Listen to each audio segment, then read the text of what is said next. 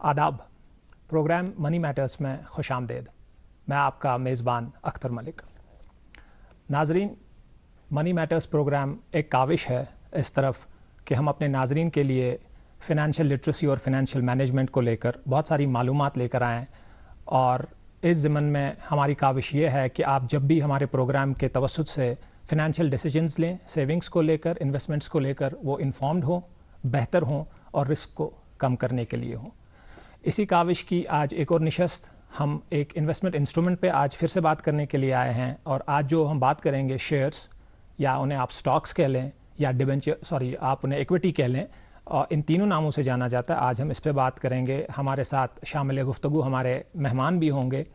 और मेहमानों का तारुफ कराने से पहले मैं चंद चीज़ें पहले बता दूं कि हम आज के प्रोग्राम में जानने की कोशिश करेंगे कि आया शेयर्स कैसे मुख्तलिफ हैं कंटेम्प्रेरी या ट्रेडिशनल जो हमारे इन्वेस्टमेंट इंस्ट्रूमेंट्स हैं उनसे।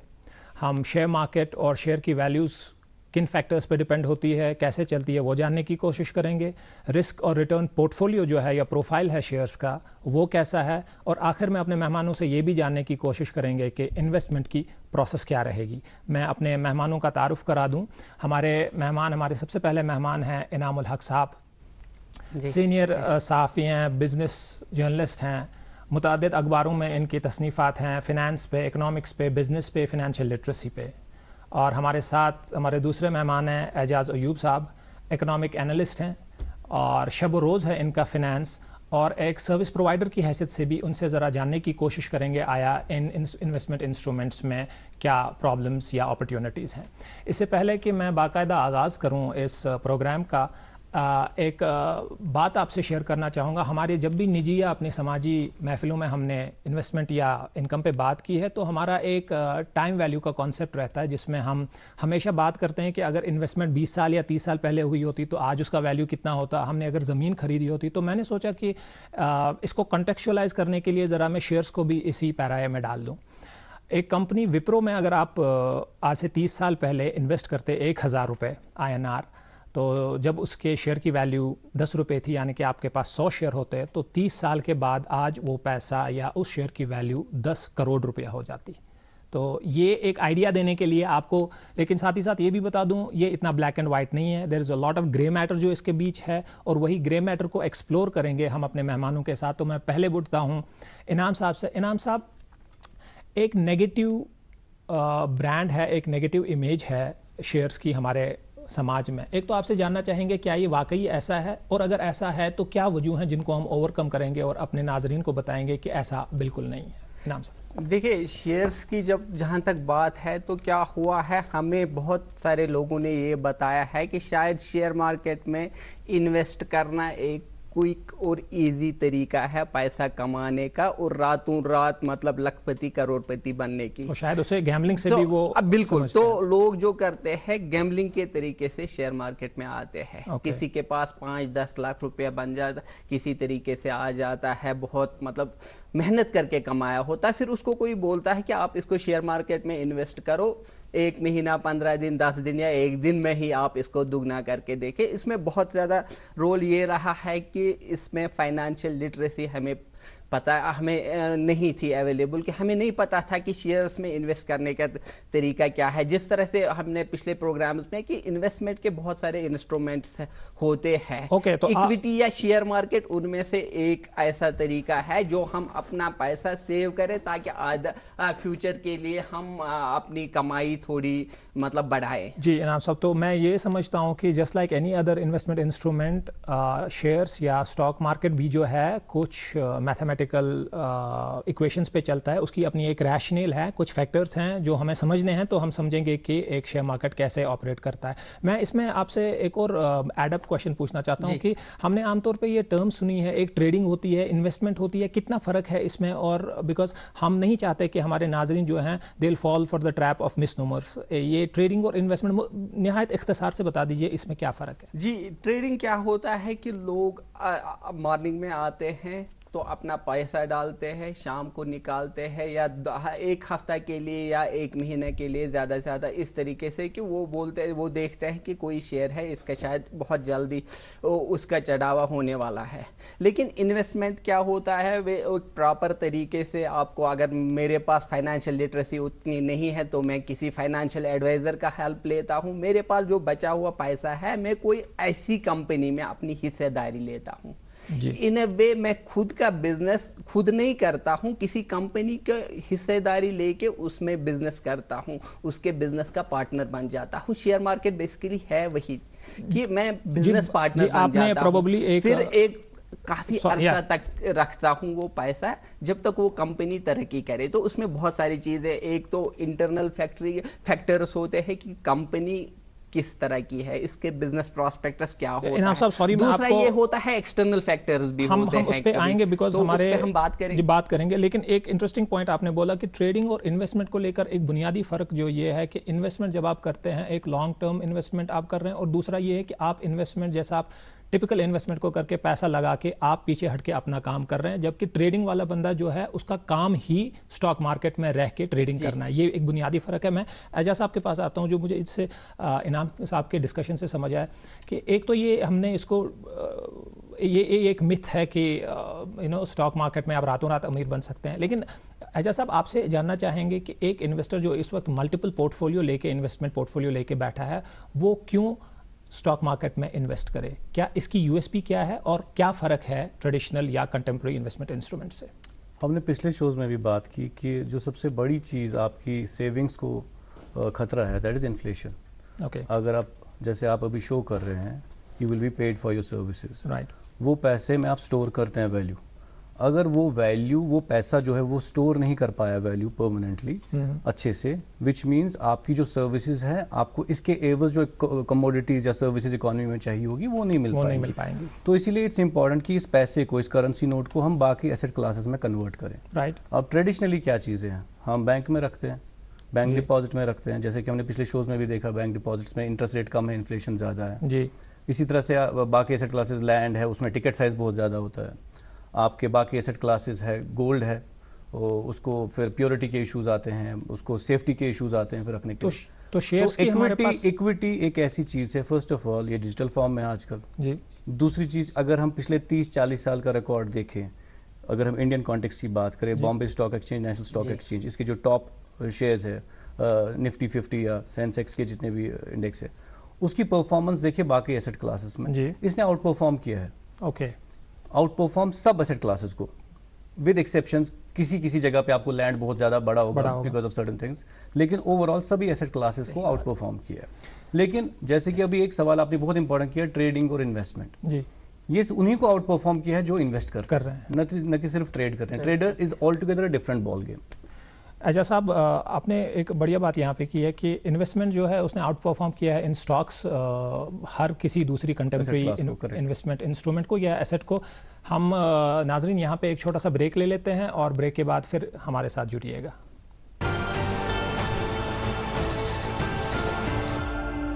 शरीर शीघ्र ठंडा हो जाता है। शरीर का तापमान 35 डिग्री सेंटीग्रेड या कम हो जाने से उनको गंभीर स्वास्थ्य समस्याएं हो सकती हैं।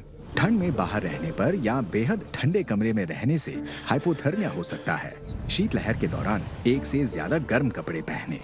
शरीर का तापमान बनाए रखने के लिए सिर, गर्दन, हाथ और पैर पूर्ण रूप से ढके। बारिश या बर्फबारी हो तो वाटरप्रूफ जैकेट पहने। नम या गीले कपड़े तुरंत बदले। गर्म पेय पीने से शरीर का जल स्तर और गर्मी बने रहते हैं। शराब मत पिए।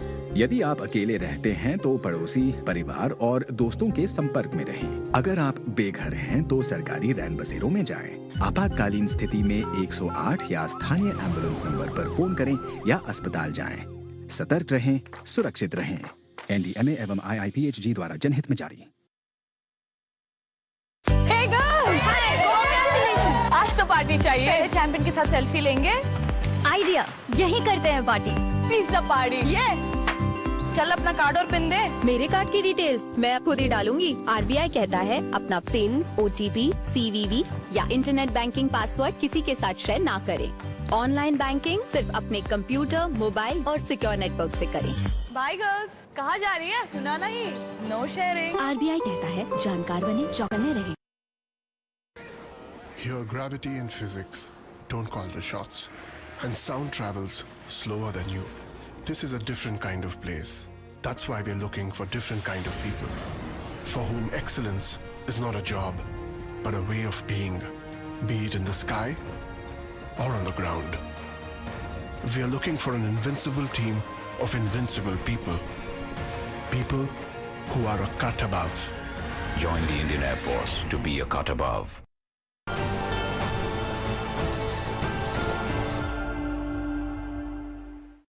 ब्रेक के बाद आपका फिर से खुश आमदीद आपको।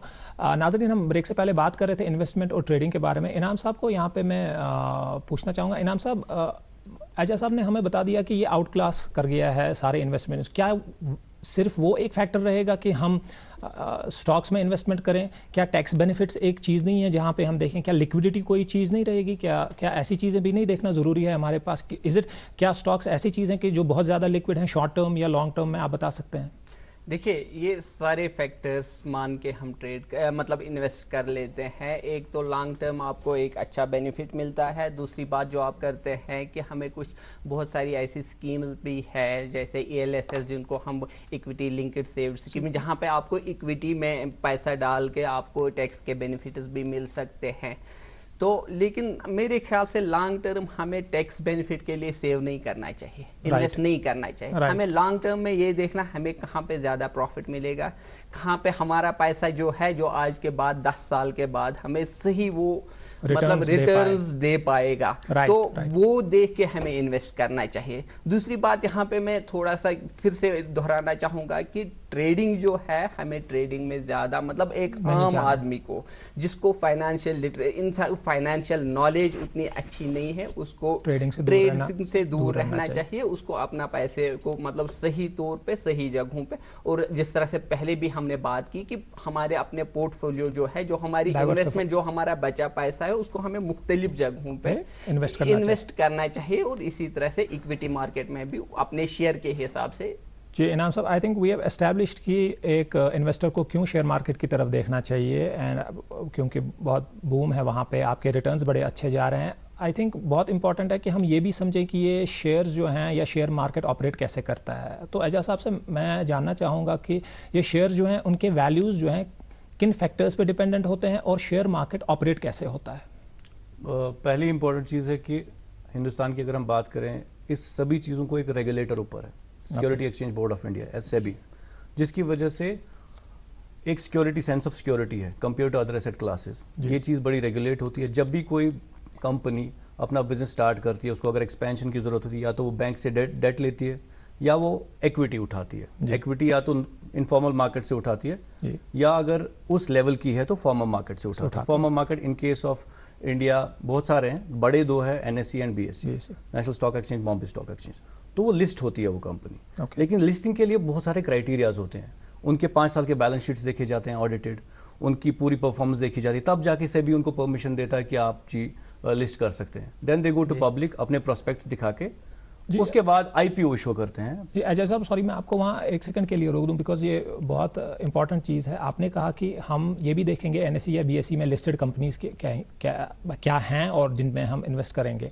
मैं आपसे ये भी जानना पहले चाहूँगा कि ये जो शेयर है जिसका हम वैल्यू देखते हैं, जिसमें हम इन्वेस्ट करते हैं, इसके बढ़ने और घटने में या कंपनी का मुनाफा या जो खसारा है, क्या सिर्फ वही 2 फैक्टर्स है जिन पे शेयर का वैल्यू डिपेंड होता है, या इज देयर एनीथिंग एल्स जो एज एन इन्वेस्टर मुझे पता होना चाहिए before I invest my money in a particular company और for that matter into stock market? 2 बड़ी चीजें जो है ड्राइव करती है शेयर प्राइस को। एक हो गया इमोशंस, लोगों के emotions, sentiments, fair and greed. दूसरा हो गया रैशनल, जिसमें आप बैलेंस शीट देखते हैं, इसमें EIC एनालिसिस बोलते हैं, फंडामेंटल एनालिसिस। इकोनॉमी का देखते हैं कहाँ जा रही है, इंडस्ट्री कहाँ जा रही है, और कंपनी, जैसे हम किसी पर्टिकुलर कंपनी एयरटेल की बात करेंगे, एयरटेल में पहले इकोनॉमी देखेंगे कहाँ जा रही है, उसके बाद इंडस्ट्री मींस टेलीकॉम इंडस्ट्री कहाँ जा रही है, उसके बाद कंपनी एयरटेल कहाँ जा रही है। EIC एनालिसिस इसी तरह से ऑटोमोबाइल में टाटा का डिफरेंट होगा, उसकी ऑटो इंडस्ट्री होगी, टाटा कंपनी होगी, टाटा मोटर्स का, और economy. That is fundamental analysis, जिसके बेसिस पे हम देखते हैं। इसके अलावा बहुत से n नंबर ऑफ फैक्टर्स, जो पॉलिटिकल टेंशन हो सकते हैं, या कभी क्लाइमेटिक चेंजेस हो सकती है, उसकी वजह से हो सकता है। बिसाइड्स दैट, ये हो गया आपके फंडामेंटल चीजें, there is something called as technical analysis. Okay, जो मेजर करता है पर्टिकुलर, जैसे हमने ग्रीड और इसकी बात की, फेयर की बात की, without any reason people start selling. कभी कभी ओवरसोल्ड हो जाती है कंपनी, मींस बुक वैल्यू बहुत अच्छा है, कंपनी कर भी अच्छा रही है, लेकिन लोग बाहर आ रहे हैं स्टॉक मार्केट से क्योंकि फेयर है, अनसर्टेनिटी है। जैसे हमने रिसेंटली देखा यूक्रेन वॉर की वजह से या कोविड की वजह से जो हुआ था, स्टॉक मार्केट में से बहुत सारा पैसा वापस निकला, लेकिन जो ही थोड़ी एंटिसिपेशन बढ़ी, पैसा वापस आने लगा, स्टॉक मार्केट ने उछाल खाई। लेकिन कुछ लोगों ने ओवर एंटिसिपेट किया प्रॉफिट, तो ग्रीड की तरफ चला गया। एजाज साहब, ये बहुत इंपॉर्टेंट पॉइंट है, इस पे मैं इनाम साहब से भी टेक लूंगा। इनाम साहब, अगर ये इतना कॉम्प्लेक्स है जितना अभी मैं समझ रहा हूँ कि स्टॉक मार्केट को एनालाइज करना, आपकी नज़र में क्या ये पॉसिबल है कि एक आम इन्वेस्टर, एक हमारे जो नाजरीन हैं, वो इन सब चीज़ों से तो आशना नहीं है, इन चीज़ों से उन्हें इतनी सारी इन्फॉर्मेशन तो नहीं है, तो क्या पॉसिबल रहेगा कि शेयर मार्केट में इतना सारा पता होने के बाद इन्वेस्ट करना है? तो आपको नहीं लगता ये एक रोड ब्लॉक है कि एक आम इन्वेस्टर कैसे इन्वेस्ट कर सकता है स्टॉक मार्केट में? नहीं, देखिए, मैं पहले भी आपको कहा, इसमें मेरे ख्याल से ये ट्रेडर के लिए ये ज़्यादा चीज़ें कंसर्न है एज कंपेयर टू एक लॉन्ग टर्म इन्वेस्टर के लिए। मैं ये नहीं कहता हूँ उसको ये रिस्क नहीं है लॉन्ग टर्म इन्वेस्टर को, लेकिन लॉन्ग टर्म इन्वेस्टर जो होता है वो बहुत सोच समझ के अपना पैसा उन कंपनीज में जिनके फंडामेंटल्स बहुत स्ट्रांग होते हैं। जी, लेकिन उसको कैसे पता चलेगा कि कंपनी के फंडामेंटल स्ट्रांग है? उसके लिए उसको फाइनेंशियल एडवाइस लेने की जरूरत है। उसको मतलब जो जिस तरह से बैलेंस शीट एक आम आदमी को पढ़ना नहीं आएगा, उसको उसकी एडवाइस लेने हैं। देयर आर जो मार्केट एनालिस्ट्स और एडवाइजर्स होते हैं, उनकी हेल्प लेनी होती है। इसी तरह से जो ये होते हैं दूसरे लोग होते हैं जो इस तरह के मतलब फराहम करते हैं आपको इंफॉर्मेशन, उनसे इस्तिफादा लेना है, फिर आपको मतलब इन्वेस्ट करना है उस तरीके से। दूसरी चीज है ये कि ये जो शॉर्ट टर्म चीजें आती है, अगर आप मतलब आपका पैसा है, आप ऐसी 10 कंपनियों में डाइवर्सिफाई करके रखेंगे। पहले मतलब फॉर एग्जांपल टेलीकॉम का सेक्टर है, अभी तक एनर्जी का सेक्टर है, हमेशा से ये तकरीबन एक स्ट्रॉन्ग सेक्टर रहा है। अभी न्यू एनर्जीज जो सोलर है, विंड एनर्जी, उस तरफ इन्वेस्ट करना है। मतलब वो चीजें ध्यान में रखते कि मैं किस तरह से अपना पोर्टफोलियो। दूसरी बात है, हम जब इक्विटी की बात करते हैं, इसके साथ साथ और नए मतलब नए तरीके नहीं, वो पहले से ही चल रहे हैं कि म्यूचुअल फंड्स। मैं एक आम आदमी हूं, मुझे नहीं पता है कौन कंपनी अच्छा करती है, कौन या मेरे पास उतना टाइम नहीं है कि मैं इन कंपनीज को फॉलो करूं, मार्केट को फॉलो करूं, मैं उस तरीके से मतलब ये सारा, पर मेरे पास उतना टाइम नहीं है, मुझे अपना जॉब भी करना है। तो मैं क्या करता हूं, मैं म्यूचुअल फंड्स में इन्वेस्ट करता हूं। वहां पे एक बाकायदा फंड मैनेजर्स होते हैं, वो म्यूचुअल फंड्स में वो मतलब प्रॉपर तरीके से आपका पैसा है, बहुत कंपनियों में इन्वेस्ट करते हैं, उनके फंडामेंटल्स देखते हैं, फिर उस तरीके से। राइट अनाम साहब, तो आइडिया यहाँ पे ये समझ आया कि आपने ये सब कुछ अपने से नहीं करना है, मार्केट में ऑलरेडी एजेंट्स या वहाँ पे एनालिस्ट्स बैठे हैं जो आपके लिए ये काम करेंगे, बट अल्टीमेटली डिसीजन आपका होगा, जो एजाज साहब ने बखूबी बताया कि वो सेंटिमेंट्स पे नहीं बल्कि एक रैशनल पे होगा। इस बात पे हम एक ब्रेक ले लेते हैं और मिलते हैं ब्रेक के बाद।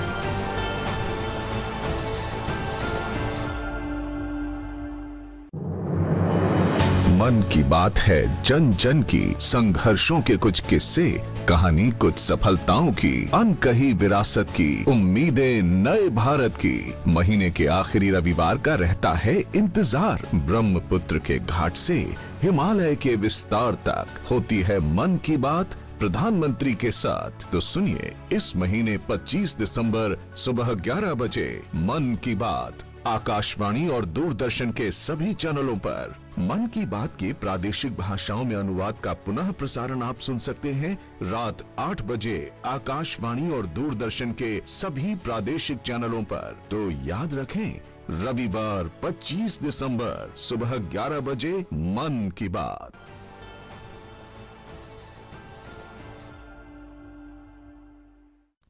नाजरीन, वेलकम बैक। ब्रेक से पहले हम बात कर रहे थे ब्रोकर्स की या एजेंट्स की। इस पे एक सवाल इनाम साहब, फॉलोअप क्वेश्चन ये, क्या जब हम इन्वेस्टमेंट करते हैं, क्या हम ये नेशनल और इंटरनेशनल कंपनीज में साइमल्टेनियसली कर सकते हैं, या ऐसा कुछ लिमिटेशन है कि हम सिर्फ नेशनल कंपनीज में ही इन्वेस्ट कर सकते हैं? नहीं, वो जरूरी नहीं है ना। मसला है ये कि कौन सी कंपनी लिस्टेड है। अगर बहुत सारी इंटरनेशनल कंपनीज भी हमारे स्टॉक मार्केट्स में, हमारे मतलब यहाँ पे NSE या BSE में लिस्टेड है, अगर वो लिस्टेड है तो उनमें भी कर सकते हैं। या अभी आजकल तरीके देख कि आप यहाँ से मतलब US के स्टॉक मार्केट में भी इन्वेस्ट कर सकते हैं। तो इसमें कोई लिमिट ये नहीं है कि आप कहाँ पे लिमिट इन्वेस्ट करना चाहते हैं। राइट अनाम साहब, बिकॉज एजा साहब that gets me to another question and gets me thinking on the lines कि जब हम इंटरनेशनल कंपनीज को भी इसमें लाते हैं तो द मार्केट और इट बिकम्स मोर रिस्की। तो मैं जानना चाहूंगा ओवरऑल इसका रिस्क प्रोफाइल इस इन्वेस्टमेंट का क्या है? रिस्क के बहुत से डायमेंशन है, लेकिन अगर हम फॉरेन इन्वेस्टर्स की बात करें तो बहुत दो बड़े जो टाइप्स के इन्वेस्टर, एक होता है रिटेल, जैसे आप और मैं रिटेल इन्वेस्टर है, होते हैं इंस्टीट्यूशनल इन्वेस्टर्स। जैसे इन केस ऑफ इंडिया अगर हम डोमेस्टिक इंस्टीट्यूशनल इन्वेस्टर्स की बात करें, जैसे बैंक्स बहुत सारा इन्वेस्ट करते हैं, mutual fund companies, insurance companies, Reserve Bank of India through different routes उसके भी अपने तरीके होते हैं। Besides that there are FIIs, foreign institutional investors. वो बहुत बड़े, मतलब बहुत बड़ा फंड होता है उनका।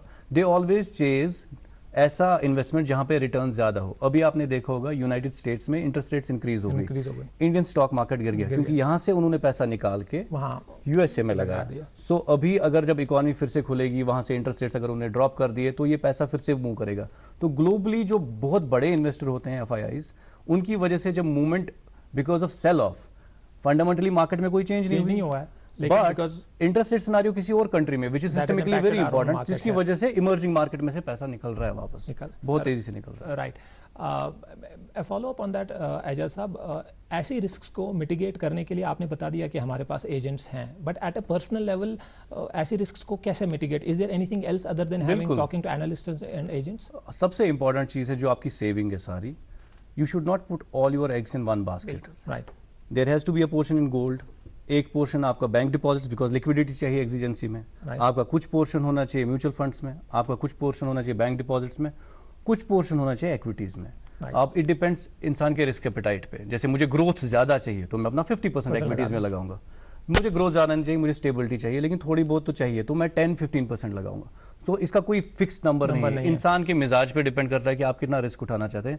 तो इक्विटी इज टुवर्ड्स ग्रोथ, लेकिन इसमें रिस्क प्रोफाइल भी है। जैसे हमने देखा बहुत अच्छी फंडामेंटल कंपनीज अभी because of this Ukraine war, crude oil बहुत चला गया, एक्सचेंज रेट्स का रिस्क आ गया, उसकी वजह से फंडामेंटली स्ट्रॉन्ग कंपनीज भी बहुत नीचे चले गई। अगर कोई ट्रेडर होता तो उसका सारा पैसा गया होता। इन्वेस्टर बैठा हुआ है, इन्वेस्टर इज वेटिंग बिकॉज उसको पता है ये साइकिल है, ये साइकिल बॉटम आउट होएगा। तो आई थिंक एक diversified portfolio with different asset classes और विद इन इक्विटी, जैसे कि इनाम साहब ने कहा, मुख्तलिफ कंपनीज में, एक ही कंपनी में नहीं, मुख्तलिफ इंडस्ट्रीज में, मुख्तलिफ companies. Because that's a very good point, मुख्तलिफ कंपनीज में और मुख्तलिफ stocks. I want to get Inam साहब बैक ऑन दिस थिंग। इनाम साहब, ये सब प्रोफाइलिंग करके, ये सब एनालिस्ट से बात करके, what is the return percentage that I am looking at? Because earlier in the discussion हमने ये माना कि स्टॉक्स जो हैं सबसे हाई यील्डिंग हमारा एसेट क्लास है। तो आज की डेट में अगर मैं देखूं बाकी ट्रेडिशनल इंस्ट्रूमेंट्स को देख के, मैं कितने रिटर्न परसेंटेज की तरफ देख रहा हूं if I start investing in stock market? देखिए, इसको टाइम फैक्टर और दूसरी चीज़ों का भी लिहाज रखना ज़रूरी है। और सबसे इम्पॉर्टेंट चीज़ है कि आपकी इन्वेस्टमेंट क्या ये इन्फ्लेशन को बीट कर रही है कि नहीं कर रही। Exactly. अगर ये इन्फ्लेशन को बीट नहीं कर रही, कि आपकी इन्फ्लेशन ज़्यादा है और आपके इन्वेस्टमेंट के रिटर्न कम है, फिर मेरे ख्याल से ये सही इन्वेस्टमेंट, फिर ये सही जगह पे नहीं है। बट कोई बॉल पार्क फिगर तो होगा ना, कोई बॉल पार्क फिगर तो होगा, इतना परसेंट रिटर्न तो हम एक्सपेक्ट कर ही लेंगे स्टॉक्स से। जी, मेरे ख्याल से एनुअलाइज्ड रिटर्न्स हमेशा नहीं होते हैं, there can be losses also, so we should, there can be negative returns. लेकिन to add to what Inam साहब सेड, अगर हम पीछे 30 साल का देखें डेटा, तो 10-12% एट एन एवरेज एनुअली दे रहा है stock market, which is better annualised 15% बहुत अच्छा माना जाता है। और कुछ म्यूचुअल फंड्स 20-25% देते हैं। उसमें म्यूचुअल फंड का अपना रेसिपी होता है, वो कैसे स्टॉक कलेक्ट करते हैं। वो हम म्यूचुअल फंड्स जब हम बात करेंगे, definitely will talk about mutual funds. But to a very important point now, मैं इनाम साहब से ये पूछूंगा। इनाम साहब, अब मैं एज एन इन्वेस्टर, मेरे पास पैसा पड़ा हुआ है, मैंने कैसे इन्वेस्ट करना है, व्हाट इज द प्रोसेस, कहाँ जाऊँ मैं, is there an account, is there a person, is there an institution, मैंने कैसे इन्वेस्ट करना है? जी, मैं आपकी इस बात पे थोड़ा सा टाइम पहले लूंगा, कुछ और बात बताऊंगा मैं समझता हूं जरूरी बताना है। इक्विटी एक, हमने रिस्क की बात की, बिल्कुल सही बात है कि इक्विटीज में रिस्क है। तो हर कोई वो बिजनेस जो हम अच्छा करना है, मतलब हर किसी चीज में जहां पे रिस्क ज्यादा है, रिटर्न्स के चांसेस भी बहुत अच्छे होते। तो मुझे देखना है कि अगर मेरे पास एक टाइम का ये है, दूसरे मेरे पास पैसा थोड़ा ऐसा है कि अगर कभी मैं इस पैसे पे रिस्क ले सकता हूं, तो मुझे रिस्क लेना चाहिए ताकि मैं अपने पैसे से अच्छी कमाई करूंगा। इसमें सबसे बड़ी एक बात होती है कि अगर एज मेरे साइड में है, अगर मुझे इक्विटी में ज्यादा इन्वेस्ट करना चाहिए, क्योंकि मैं रिस्क ले सकता हूं। तो अगर मैं रिस्क ले सकता हूं, फिर मुझे सबसे पहले इक्विटी में इन्वेस्ट करना, सारा बिल्कुल इक्विटी में नहीं इन्वेस्ट करना, लेकिन एक काफी अच्छा पोर्शन और एक ऐसा पैसा जो मेरे पास ये है कि मुझे इसकी इमीडिएट जरूरत नहीं है, मुझे अगर ये थोड़ा पैसा बचा के है तो मुझे अभी इसको इस्तेमाल करना, तो मुझे ये रिस्क लेनी चाहिए और इक्विटी में, क्योंकि इक्विटी बहुत मेजॉरिटी ऑफ मतलब ये टाइम में देखा गया है कि इवन लॉन्ग टर्म में प्रॉपर्टी को भी आउटडू किया है इक्विटी ने which is a very good statement. तो हाँ, अब आते हैं कि किस तरह से मैं शुरू करूं इन्वेस्ट करना, व्हाट इज द प्रोसेस? तो देयर आर तो उसके लिए क्या होता है कि अभी बहुत सारे ऑलमोस्ट सब बैंकर्स है, ब्रोकर्स है, दूसरे तो एक डीमैट अकाउंट खोलना, डिमैटेरियलाइजेशन अकाउंट खोलना पड़ता है। वो बैंक ये मैंडेटरी, और इसमें से ये पहले शायद ये जरूरी नहीं था, लेकिन अभी मैंडेटरी है। और दूसरा ये आपके डिजिटल फॉर्मेट में हमेशा आपका जो आप जो भी कोई भी शेयर खरीदते हैं, कुछ भी वो मटेरियल एग्जैक्टली, तो डीमैट अकाउंट उसके लिए मस्ट है। जी, एक और एडअप क्वेश्चन इस पे बड़ा हमारे नाज़रीन जानना चाहेंगे, क्या इसमें कोई वैल्यू ऑफ मनी है कि मैं कितना इन्वेस्ट कर सकता हूँ, कितने पैसे से शुरू कर सकता हूँ अपनी इन्वेस्टमेंट?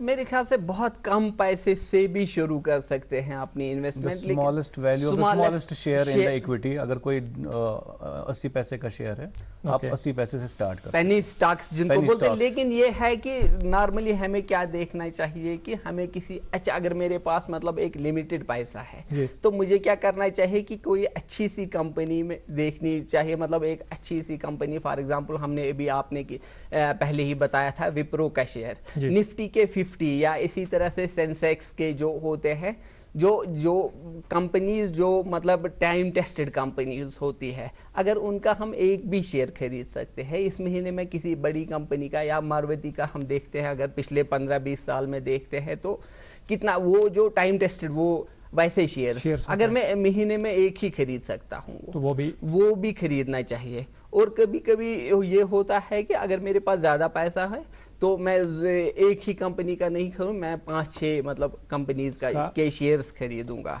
जी इनाम साहब, ये बहुत अच्छी बात है, खास तौर पे इस लिहाज से कि हम देखेंगे कि different age groups, different income groups और डिफरेंट ज्योग्राफीज के लोग भी, बिकॉज जैसा कि इनाम साहब और रजा साहब दोनों ने कहा कि आप किसी भी वैल्यूएशन ऑफ मनी से स्टार्ट कर सकते हैं, it can go as high as you want to take it. तो ये सवाल बिल्कुल इसीलिए था, from student life you can do it as long as जब आप पोस्ट रिटायरमेंट हैं तब भी आप इन्वेस्ट कर सकते हैं। ऑब्वियसली आपके रिस्क और रिटर्न्स जो हैं वेरी करेंगे। हम शुक्रिया अदा करेंगे अपने मेहमानों का, इनाम साहब और एजाज साहब का, उन्होंने वक्त निकाला। एंड आई होप कि हमारे जो नाजरीन हैं वो इससे इस्तेफादा करेंगे जितनी भी हमने यहाँ पर डिस्कशन की है। Just to round it up, मैं आपको बता दूं कि हमने मोटा मोटा किन पॉइंट्स पे बात की है। हमने देखा है कि शेयर्स जो है अनलाइक ट्रेडिशनल और कंटेम्प्रेरी इन्वेस्टमेंट्स, आप हिस्सेदारी एक कंपनी में खरीदते हैं अपने पैसे के एवज, और पैसे के और कंपनी के नफ़ा और नुकसान से आपके शेयर का वैल्यू कम या ज़्यादा हो जाता है। और इसमें बहुत सारी रिस्क्स हैं, एक प्रोसेस इन्वॉल्व है, ये गैम्बलिंग नहीं है। आप किसी भी एज ग्रुप में, किसी भी ज्योग्राफी में इन्वेस्ट कर सकते हैं, आप किसी भी वैल्यूएशन ऑफ मनी पे भी इन्वेस्ट कर सकते हैं। तो नाजरीन, हमें उम्मीद है कि ये इन्फॉर्मेटिव रहा होगा ये सेशन आपके लिए। अगली बार आपसे फिर मिलेंगे एक नई इन्वेस्टमेंट इंस्ट्रूमेंट को लेकर। जब तक के लिए खुदा हाफिज़।